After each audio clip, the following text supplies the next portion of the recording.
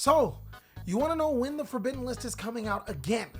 Well, we were right last time, right? So, let me go ahead and hack into Konami's database again. Oh man, there's some interesting news you want to find out here that I think will be very important. Apparently now you can get banned for anything. Eating, breathing, using the bathroom. But you won't get banned for smelling like ass, so I guess that's still up to par. We won't be required to wear masks next month, so that's pretty cool. And well, it's still saying the same things. The Forbidden List will come when you least expect it. It will ban a card that should have been banned a long time ago. And just like normal, well, you're going to be disappointed. What's going on with ya, big dog? And it is an amazing day for Yu-Gi-Oh! I hope that your day phenomenal. But if it isn't, don't let what happened at the beginning of your day ruin the rest of your day. Today, I want to be talking about something that should be on everyone's mind right now, the Yu-Gi-Oh! Forbidden List. My guy, my friend. It's that time, my guys. We gonna make the perfect Forbidden List. Now, this isn't to get this confused with a Forbidden List prediction. Every single time around the ban list, I attempt to fix the entire format, and you guys let me know on how much copium I'm on. My guy, this is the best ban list ever. I swear, it's the best. No one's gonna stop this ban list. It should run for president, my guy. It's so good. The funny thing about this ban list video is that every single time we run a tournament using this list on my Discord, it's a blast. So of course, big dog, if you want to give this perfect Forbidden List a try, consider joining my Discord, but also consider joining my Patreons as well as a special thank you for helping me pay my editors. So, when making a perfect Forbidden List, I think it is very important to address certain things in the format that are problematic. I think outside of a couple of bad eggs, Yu-Gi-Oh! Is in a very fair place right now. So this particular perfect Forbidden List will actually address the unfair gameplay that's happening in Yu-Gi-Oh! Right now. We'll also give a boost to some of those decks that were once powerful but are now underserved and could use that bit of support. And lastly, we will also address future problems that may be happening in Cyberstorm Access. Of course, if you don't agree, you can always post down below in the comment section what would be your perfect Forbidden List, and also, where did you think I got wrong? Let's go ahead and start off with the ban list, dog. Big Daddy Ban. We actually have a few cards on here. I'm gonna start off with Diablosis, the Mind Hacker. My guy, who invented this f***ing Yu-Gi-Oh card? I personally think that all of the Castira cards are extremely fair. I mean, the deck is extremely fair.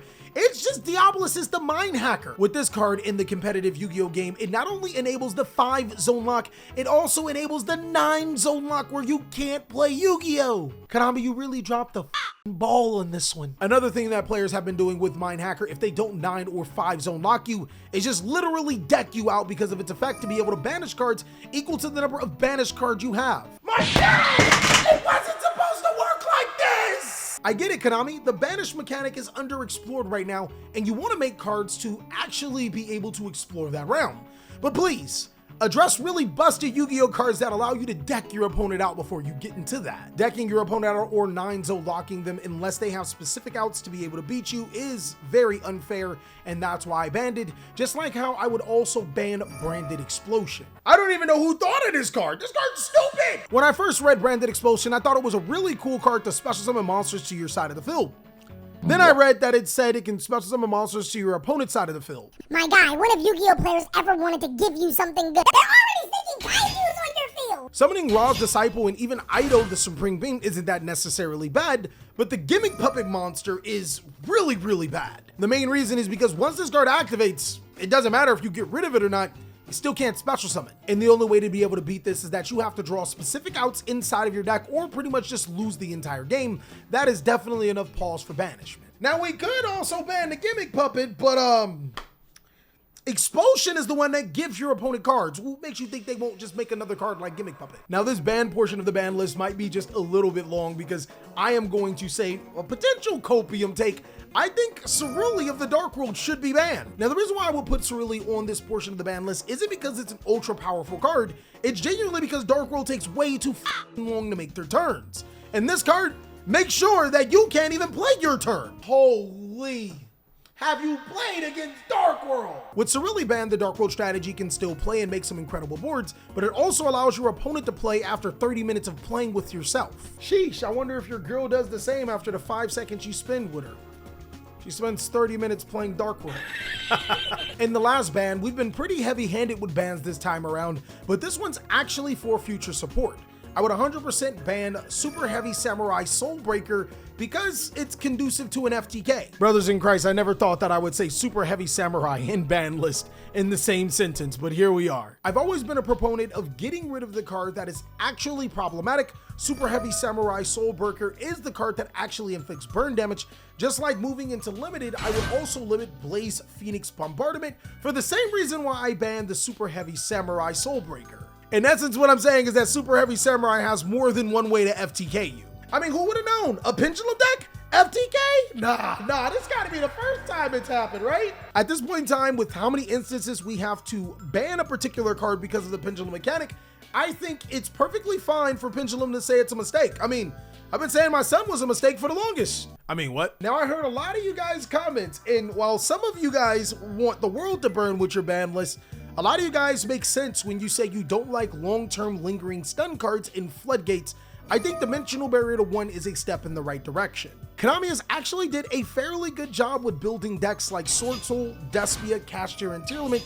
Every single one of those decks pretty much focus on one particular core mechanic, meaning that it's easier to build alongside those decks, but it's also easier to build alongside of other core mechanics of the deck, making them stronger or making them weaker. Dimensional Barrier at best is just a one-turn luck sack card, and when normal trap cards actually getting powered up by being a little bit more searchable, this card is no longer necessary in the Yu-Gi-Oh card game. And ironically, in that same note, a lot of you want Thunder Dragon Colossus back. My guy, it's literally just trading out for, it's a floodgate.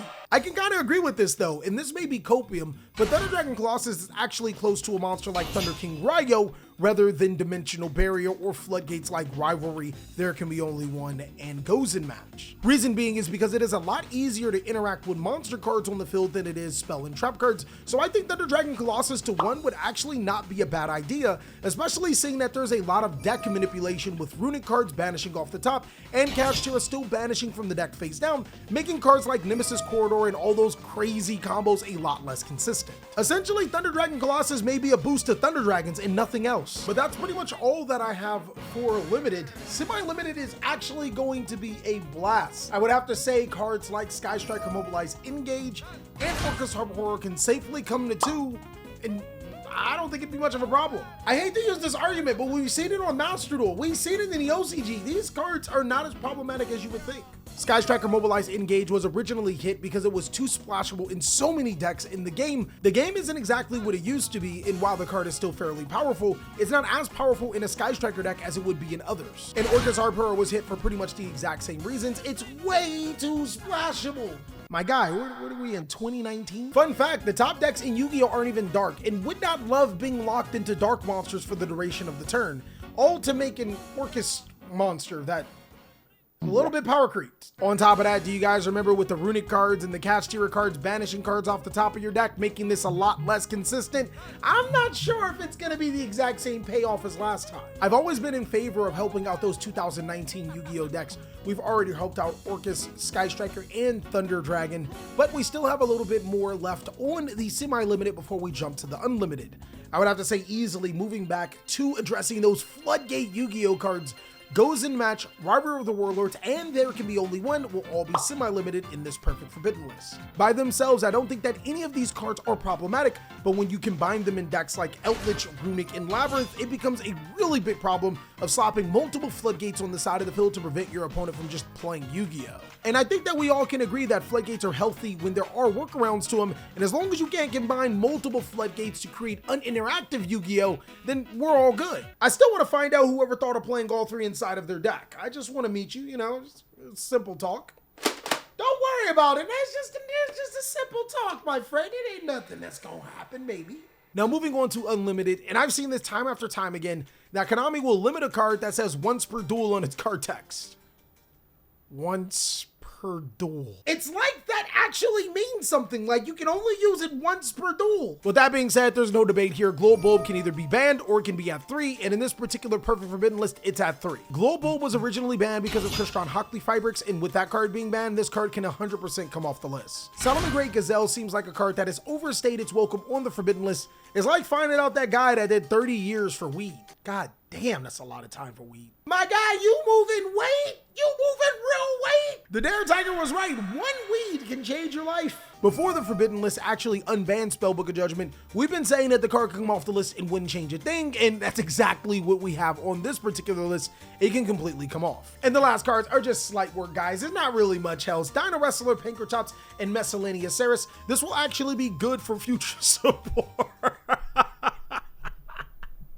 I just want to play Dinos, boy! But seriously, when Wild Survivors comes out, this will actually be the needed support to make the Dino strategy a little bit better. And that's all that I have for my Perfect Forbidden list. Cards that I think will fix the Yu-Gi-Oh card game and make it more prosperous going forward. If you disagree or you think that I missed a card, go ahead and let me know down below in the comment section. But also be sure to post your Perfect Forbidden list too. I can't wait to read them. Until then, you can go ahead and check out these videos, and I'll catch you on the next one.